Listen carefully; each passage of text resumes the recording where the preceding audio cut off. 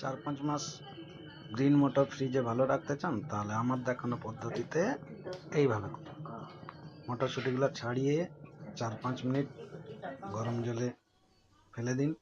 Ice cube নিন একটা পাত্রে, আর এদিকে গরম জলগুলো ঝারিয়ে মটরশুঁটি জল ঝরান।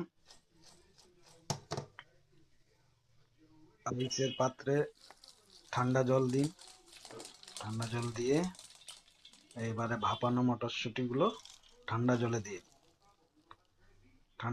দিয়ে চামচ দিয়ে ভালো করে নাড়িয়ে নেন। এইভাবে 4-5 মিনিট রাখুন, এরপরে জলগুলো ঝারিয়ে নেন স্টেনারে করে।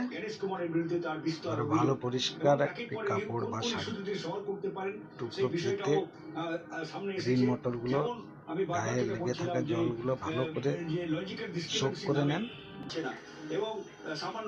ভালো করে সোক করলে ফ্রিজে রাখার সময় কোনো ফাঙ্গাস আসে না।